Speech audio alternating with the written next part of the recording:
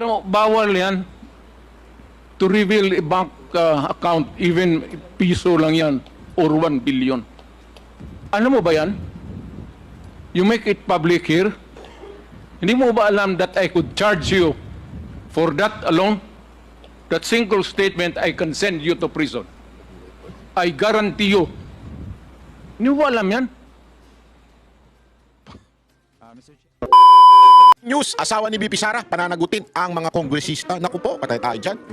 Delicates ito mga kababayan dahil mga banateros, napuno na talaga ang asawa ni BP Sara Duterte ng si Mans Carpio. At ito hindi lamang dinaan sa presscon o kaya propaganda tulad ng ginagawa ng mga kongresista at ng ilang mga opisyal ng gobyerno. Ito'y kanyang idinimanda, kinasuhan sa tamang forum which is sa korte at pananagutin ho. At alam nyo dito malaki ang chance niya talaga dito na mapakulong itong mga animal na ito. Dahil ang asawa ni BP Sara, kumilos na at nagsampa ng kaso laban sa mga tao umani gumagamit ng kapangyarihan hindi para hanapin ang katotohanan, kundi para siraan, guluhin at gawing political weapon ang batas. Nako, sabihin, privado pa rin yung asawa niya. O, panoorin natin itong bahagyang ito na kung saan asawa po ni BP Sara Duterte ay nagdemanda po. Ha? O, pasok. Umesbak ang asawa ni Vice President Sara Duterte na si Manasseh Carpio matapos ibunyag ang kanilang bank transaction sa impeachment hearing. At para sa detalye, nasa linya ng telepono si Camille Samonte. Camille, ano bang ginagawang hakbang ng mister ni VP Sara? Hindi sa mga oras na ito ay naghahain ng criminal complaint ang asawa ni Vice President Sara Duterte na si Manasseh Carpio dito sa Quezon City Prosecutor's Office laban sa mga opisyal ng Bangko Sentral ng Pilipinas, Anti-Money Laundering Council at ilang miyembro ng Kamara. Kabilang sa mga irereklamo sina BSP Governor Eli Remolano Jr., AMLAC Executive Director Ronel Buenaventura at mga kongresistang sina Jervy Luis Tro, Percy Sendanya, Shell Jokno at Laila De Lima. Nagkaroon sa reklamo na nagkunsabahan umano sila upang ilabas ang confidential bank records na protektado ng Anti-Money Laundering Act at Bank Secrecy Law at Data Privacy Act. Irereklamo rin ang umano'y pag-leak ng AMLAC at House Committee on Justice ng iba't ibang pribadong record ng transaksyon, kabilang ang insurance, time deposits, investments at utility payments. Sa panayam ng programang Good Morning Kapatid, iginit ang legal counsel ni Carpio na malinaw na may paglabag dahil private individual daw ang kanyang kliyente. Pakinggan natin ang kanyang pahayag. Yung magkaroon ng trial by publicity sa mga usapin na yan na bank transactions kuno ang nilabas ng AMLAC. Kasi ang ginawa naman ng AMLAC yan, siya mismo nag-summarize, diba? Tama ba yung sinasummary nila? So hanggat wala pa naman yung kaming kopya niyan, siyempre premature para mag-comment si Atty. Carpio. Pero sa usapin namin, talagang dinideny niya na meron siyang 6 billion o 3 billion na yan. Hindi kung babalikan natin sa impeachment hearing nitong nakaraang linggo, isiniwalat ng AMLAC na may 6.7 billion suspicious at covered transactions na konektado sa mag-asawa sa loob ng halos 2 dekada. Sa halaga nito, 4.4 billion ang pumasok sa kanilang accounts at 1.5 billion ang lumabas at 791 million ang hindi matukoy kung inflow o outflow. Ayon sa AMLAC, ang suspicious transactions ay may kahina-hinalang pinagmulan o hindi tugma sa kakayahang pinansyal ng kliyente habang ang covered transactions ay lagpas 500,000 sa isang araw. Iginit ni Carpio na napilitan siyang magsampa ng reklamo upang ipagtanggol ng kanyang asawa at banking community at binigyang diin na ang bank records ay mahigpit na confidential. Tinawag din niya ang umano'y paglabas ng impormasyon bilang black propaganda at political harassment laban sa bise at sa kanilang pamilya. Nikki? Camille, meron na rin bang mga naging pahayag itong mga kakasuhan niyang individual? Nikki, sabi niyang Bayan Representative Percy Sendanya, inaasahan na raw nila ang pagsasampa ng kaso. Giit niya walang nilabas ang AMLAC at mga kongresista. Ito rin ang pananaw ni ML Party List Laila De Lima niya hindi sakop ng prohibitions ng Bank Secrecy Law ang impeachment. Kapwa hinikaya, tila Sendanya at De Lima si VP Sara na dumalo sa susunod na impeachment hearing sa April 29. Yan muna ang latest. Balik sa iyo, Nikki. Ayan na naman yung pipilit nila Hindi ko maintindihan. Ano ito mga ito? Mga frustrated senator siguro ito mga ito. Ulit-ulit na lang Ang tatanga talaga Ganito talaga Hindi naman po korte yan para patinin nyo dyan si BP Sara Duterte. Sa impeachment court, yan. Pero yung sinasabi ninyong Committee on Justice, dyan po ay probable cause pa lang. Dyan pa lang, hinusgahan yun Hindi, linawin natin kasi yan ang paulit-ulit nila sinasabi ayaw humarap ka na lang, bla bla bla bla bla bla. Sandali. Ano sinasabi niyo dyan? Hindi naman korte yan. Hindi naman yan po yung korte na para paharapin nyo dyan si BP Sara Duterte. Doon sa korte yon. Doon ang tamang forum. Pero dyan, hindi. Kaya napakalaking katarantaduhan yung mga pinagsasabi ninyo. Diba? Hindi naman yan tama na para kayo na lang ay masunod at sabihin ninyo, hindi kailangan umatin ni BP Sara Duterte. Hindi ho ganun. Maling-mali ho yan. Sa totoo lang, alam nyo yung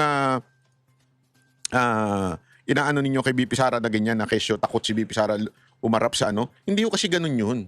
alam mo, may diskarte pagdating sa mga court proceedings. And in this particular case, even if it's impeachment, it's still a court pagdating sa Senate. Impeachment court nga ang tawag eh. Diyan, probable cause pa lang ang tinitignan. So, ang focus dapat talaga dyan ay yung mga akusasyon. Di ba? Dapat nga, hindi nga akusasyon na idinidetalye o naghahanap kayo ng ebidensya eh. Hindi dapat yan eh. Ang paghahanap nyo ng ebidensya, pag naipasan nyo na yan, kasi dapat ganito gagawin dyan eh. So, titignan kung may probable cause. O, mukhang may probable cause nga. Pagbubutahan na ngayon sa lahat ng mga congressman kung i-impeach na ba si VP Sara Duterte. Pag impeach na sa kanya, impeach na ang tawag dun eh. At nadala na sa Senado, forthwith agad-agad kailangan respondihan ng Senado. At dapat silang mag-ano na kagad as impeachment court. Doon sa impeachment court, kayo, mga mambabatas na kayo ang tatayong prosecutor. 'Di ba? So maghanap na kayo ng mga ebidensya ninyo na susuportahan ninyo yung impeachment. Hindi yung ngayon, naghahanap kayo, tapos ihaharap nyo dyan, pagkaharap nyo dyan, bawal naman i-cross-examine ng abogado ni VP Sara Duterte, bawal naman na i-discuss o pabulaanan, pero gusto ninyong umatin si VP Sara Duterte. Gusto nyo lang mag-isa siya at mapahiya siya sa publiko. Yun yung inyong layunin, di ba? Yan ang inyong goal. Ipahiya lang si VP Sara Duterte para kung umatin siya dyan. Hindi naman utang si VP Sara Duterte katulad ng iba sa inyo. Hindi utang ngayon. Napakaraming abogado nun. Hindi kasi ganito eh. It's so unfair. Imagine mo how many people are being was impeached nung panahon noon pa. Di ba? Nandiyan si Erap, nandiyan si Corona. Pinaharap ba dyan? Alam ko hindi. Hindi siya pinili tumarap dyan. Doon sa impeachment court, sa Senate, doon. Kasi yun na yung korte. Di ba? As a matter of fact, even sa court sa atin sa Pilipinas, meron niyang trial by absentia. Alam niyo yun? Di niyo rin alam yun, di ba? Pwede ngang hindi nandun ang inaakusa. At ang naandoon lamang ay yung kanyang abogado. It could happen. Kaya nga, di ba, meron pang issue na may possibility daw na hindi umaten si VP Sara Duterte. At karapatan din daw niya yun doon sa Senado pag naging impeachment court. Dito pa nga lang gusto nyo nang umaten siya pero hindi siya pwedeng magsalita, hindi siya pwedeng magtanong. Hindi niya pwedeng idepensahan yung sarili niya. Bakit nyo pa pinatin? Mga animal kayo. Mga gunggong pala kayo Mga pinaghalo kayong mga walang alam Halatang-halatang politika ang inyong habol dito sa pagpapa-attend kay VP Sara Duterte, di ba? Eto, tingnan naman natin yung mga umalmang congressman. Akala mo naman may alam. Pumalag ang mga kongresista sa pagsasampa ng reklamo ng asawa ni Vice President Sara Duterte na si Attorney Man Scarpio. Git nila, wala silang nilalabag na batas sa pagbusisi sa bank transaction sa mag-asawa. Live mula sa Batas ng Pambansa, nangunguna sa balita si News 5 House Correspondent Marian Enriquez. Marian, may epekto ba itong reklamo sa impeachment hearing laban kay VP Sara? Jiggy, walang epekto itong reklamong isinampa ni Attorney Man Scarpio sa paggulong ng impeachment hearing laban sa kanyang asawang si VP Sara hanggat walang inilalabas ang Korte Suprema na Temporary Restraining Order o TRO, tuloy daw ang impeachment proceedings ng Kamara. Ayon naman kina ML Party List Representative Leila De Lima at Akbayan Party List Representative Percy Sendanya na kabilang po sa mga sinampahan ng patong-patong na reklamo ni Carpio, halatang panghaharas daw ito at isang classic Duterte move. Sabi ni De Lima at Sendanya, imbes kasi na sagutin, malinaw daw na inililihis ng reklamo yung mahalagang issue tulad ng umano'y unexplained wealth ng bisi at hindi pagiging tapat sa kanyang salain. Lumabas po kasi sa impeachment hearing noong Miyerkules na 88 million pesos ang idineklarang net worth ni VP Sara sa kanyang 2024 salain. Pero 6.7 billion pesos yung na-flag na bank transactions ng AMLAC. Pakinggan po natin itong pahayag ni De Lima at Sendanya. Kampante po tayo na hindi yan magpo-prosper dahil wala naman po kaming linalabag na batas. Panglihis lang ito, pandagdag lang ito sa mga kaso ng mga final na nila sa Supreme Court, but I don't feel at all intimidated. To me, it's Intimidated. harassment. To me, it's harassment. It's intimidated. Kaso na to mema. Mema siya kasi nga nadiin na sila ng Kala kong kaso na to bakla. Mema daw. Tama naman kayo. Ang kaso na to, mema. Mema kayo. May masabi lang kayo. Diba? ebidensya. May masabi lang, may exemption talaga pagdating sa impeachment cases. Sa Pero nakasulat doon, court, impeachment, court. Hindi dyan. coverage na bank secrecy law. Pili ko, this is their way na balikan kami. Dapat naman talaga kayong balikan. Marian, pinapaliwanag kanina ni Attorney Danao, yung abogado ni Attorney Man Scarpio, na hindi dapat sinali o ni-reveal yung bank records, kung ano man, yung bank records ni Attorney Carpio dahil nasa pribadong sektor siya. Yun ang punto nila kanina. At papaano ito na dapat nga ay hindi daw dapat sinapubliko? Bago ngayon, bukod kina De Lima at Sendanya, nahaharap din sa reklamo sina House Justice Committee Chairperson Jervy Luistro at Akbayan Party List Representative Shell Jokno. Anila malinaw daw na exempted sa bank secrecy law ang anumang impeachment case. Narito po yung pahayag ni Congressman Jokno. Ang binigay sa amin na kapangyarihan ay mismo galing sa ating konstitusyon na mag-conduct ng hearing at mismo sa rules ng House ay meron tayong power to compel production of documents and witnesses.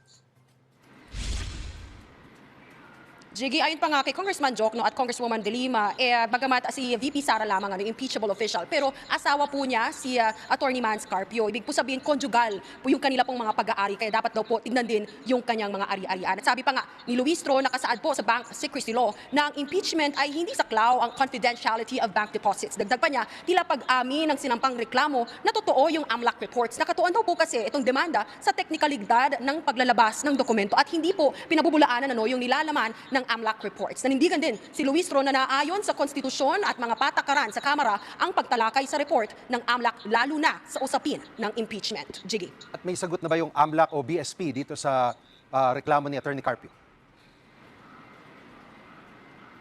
Jiggy, wala pa raw natatanggap na kopya ng reklamo itong BSP pero handa raw silang sumagot dito sa tamang forum. Iginit din po nila na patuloy yung ginagampanan nila ng BSP at ng AMLAC yung kanilang tungkulin ng naayon sa batas. At Jiggy, sa Miyerkules nga po, April 29, muling gugulong ang impeachment hearing laban sa bise para naman talakayin ang aligasyon ng grave threats o yung pagbabanta ni VP Sara sa buhay ni na Pangulong Bongbong Marcos. Kaya na. Yan muna ang latest. Dito sa Kamara, balik sa Jiggy. Yan ang ulat ni Marian Enriquez.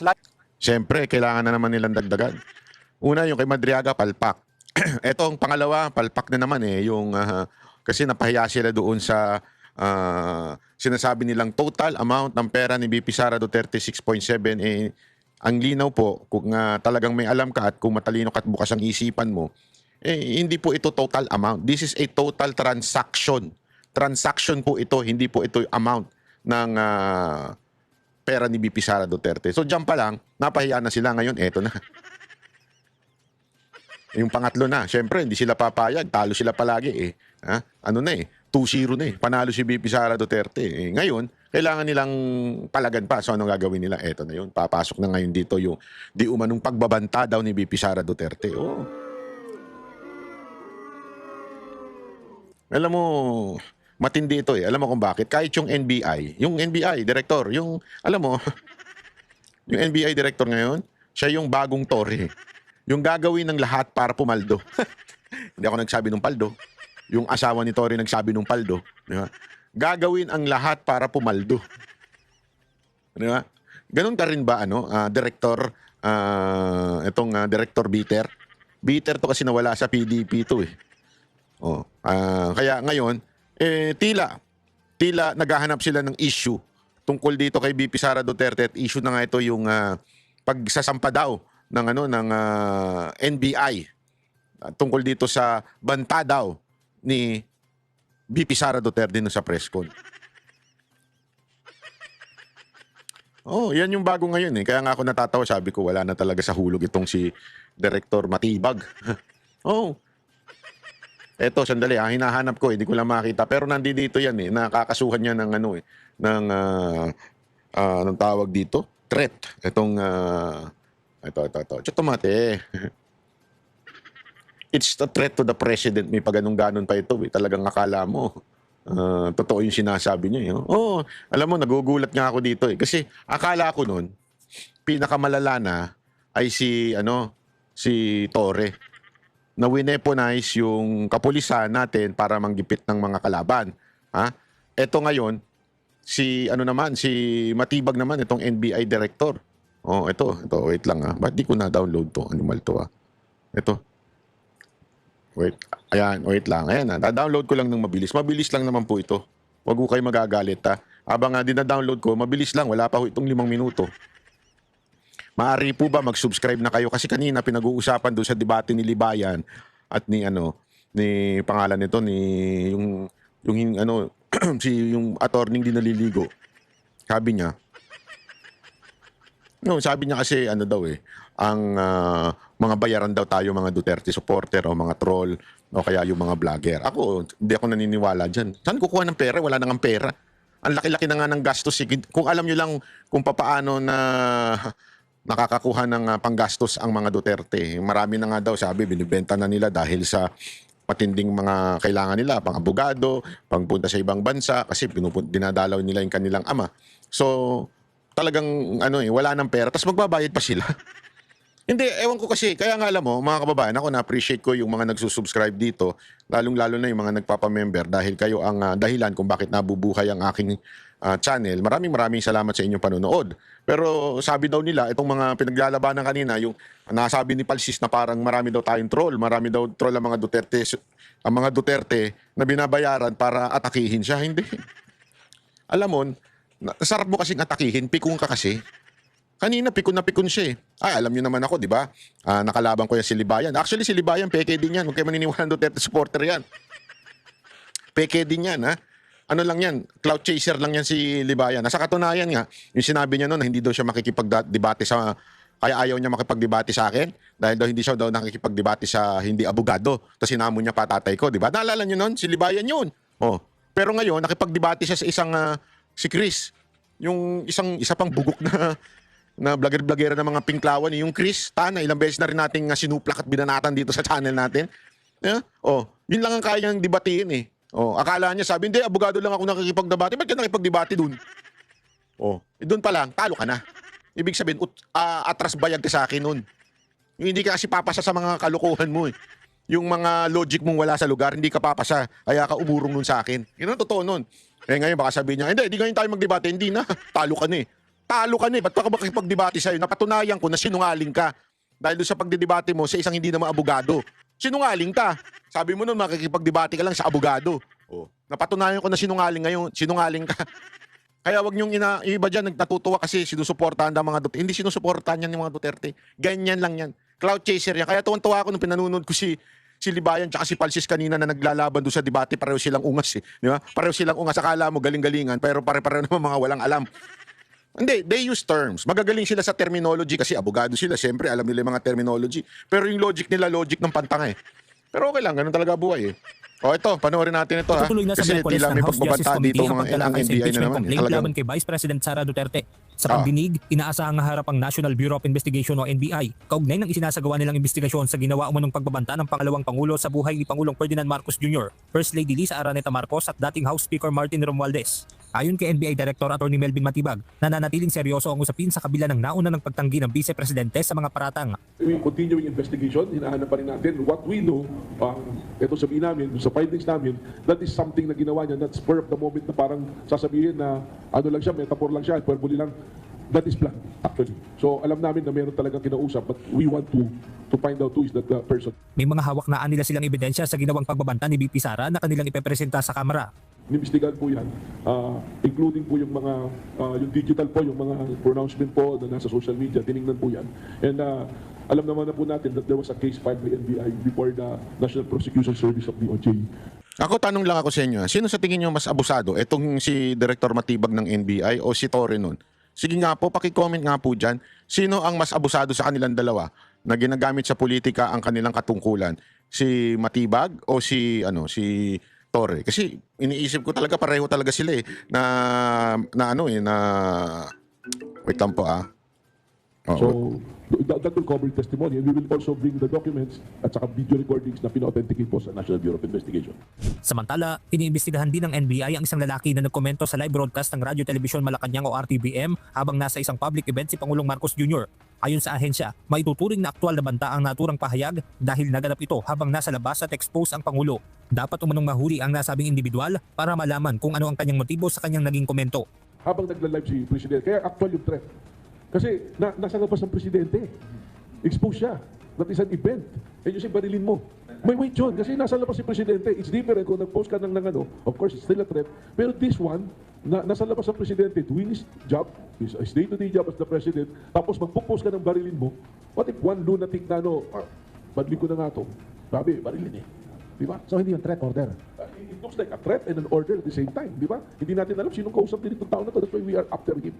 Benedict Samson, UNTV News and Rescue. Diyos ang aming sandigan, serbisyo publiko ang aming pinahahalagahan. Ayun na, nagbulungan na sila ni Chua. Oh. Anong pinagbulungan nila doon? Anong kayo pinagbulungan nila? Pinagbulungan kaya nila yung plano? Ito, Unang bahala dyan. Sa kamera, ako nang bahala. Ikaw nang bahala sa NBI. Sa kamera ako na. Yung kaya yung pinag-usapan nila doon? Hindi kasi alam mo, ang dami-dami sanang pwedeng ayusin. Ang dami-dami sanang pwedeng pag-usapan. Di ba? Hindi ko nga maintindihan eh. Habang ang ibang... Kasi alam mo, nanonood kasi ako ng mga news sa ibang bansa. Sa news sa ibang bansa, kung paano nila sinusurvive itong oil crisis sa buong mundo, yun ang kanilang ano. Tinitingnan ko nga kung meron silang mga news about politics eh. Kasi napapansin ko talaga, sa atin, yung politika, almost 80% of our news ay about politics. Sobrang political. Kaya nga, kung papansinin ninyo, yung mga Pilipino, masyado rin talagang nasa politika, which is, wala tayong magagawa because we have to be vigilant pagdating sa politika sa ating bansa. Dahil nga, namumulitika ang ating mga government official. Pagka pinanood mo yung mga news sa ibang bansa, ang pinag-uusapan nila, mga policies on how to survive yung kanilang tourism, yung kanilang oil crisis. Bakit tourism? Kasi ngayon, may balita na tumataas yung gasolina. At dahil doon, tataas yung plane ticket. Napabalita yan eh. Tignan mo sa atin, hindi nga masyadong napapabalita. At malaking bagay yun. Kasi remember, tourism is one of the most income generating pagdating sa mga bansa. Alam niyo kung bakit ako nagpupunta ng mga iba't ibang lugar sa Asia? Kasi naiinggit ako. Sa totoo lang ha, hindi ko maintindihan bakit nalipat ang turismo sa Taiwan, sa Japan, sa Vietnam, sa Thailand, na dati naman wala naman sa kanila, nasa atin. Kasi we have the best. The best talaga. Mga beach, places that you can go, falls, lahat nandito sa atin ng napakaganda. Pero dahil nga sa ang papangit na polisiya, wala tayong magandang polisiya para sana makahikayat ng mga turista. Alam nyo ngayon, nagugulat ako, dami lumalabas na vlog about Vietnam, about Thailand, about other places. Tapos may mga makikita kang mga foreigner na nag-aalisan sa Pilipinas. Binablog nila yun ha, yung mga foreigner nagbablog sila. Reasons why sila umaalis ng Pilipinas. Sabi ko nga, ano to? Bulag ba talaga mga public official natin at hindi sila nanunood? Wala na silang pinanood kung hindi impeachment ni VP Sara Duterte? Kasi imaginein mo, kung sakasakaling napakadaling mag-ikot sa Pilipinas, imaginein nyo yan, kung sana maganda ang polisiya at batas pagkatungkol sa mga matitinong transportation natin. Kasi dito, scam eh. Mula pa lang sa airport, nai-scam na sila. Paglabas, scam. Pagpunta dun sa lugar, scam. Halimbawa, pinaganda ni Pangulong Duterte yung Boracay, di ba? Nilinis niya, inayos niya. Pero ngayon, ayaw na ng mga pumunta sa Boracay. Surigao, ang gulo-gulo din daw. Surigao, Siargao pa. Hindi kasi yung peace and order doon, hindi rin maayos. So, alam mo yun, ang dami sana nating pwedeng pag-ukulan ng pansin para makaaya tayo ng mga investor, makaaya tayo ng mga turista.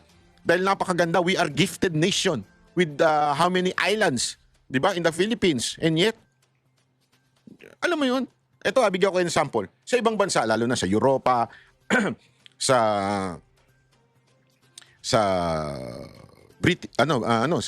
UK. Yan. Pagpunta ako doon yung sa London, yung beach part nila. Tapos ang bato-bato, punta yung mga tao doon, lalo-lalo na pag summer. Pero ang bato-bato, as in, bato, hindi ka pwede maglakad ng nakapaa. Yung tubig, hindi maganda. Tapos, nagpunta rin ako sa Barcelona, di ba? May video ko doon. Ang itim, aside from yung ibang mga tao maitim, ang itim ng dagat nila. Pero grabe, dahil develop, grabe ang turismo. Sabi ko nga, kung ganito sana tayo, ang daming may trabaho. Kasi kitang-kita mo sagana ang trabaho. Kulang na nga sila sa mga trabahante. Di ba? Kaya papansinin ninyo, minsan sa isang cafe, 2 lang ang empleyado, 3 lang. Kasi nga, mas marami ang turista kaysa sa mga nagtatrabaho sa atin. Wow! May tagahugas, may tagapunas, may tagawalis, may kanya-kanya. Bakit? Sa sobrang daming empleyado na walang trabaho, kung ano-ano na lang ang trabaho. Di ba? Tapos, pinaganda na yung Boracay.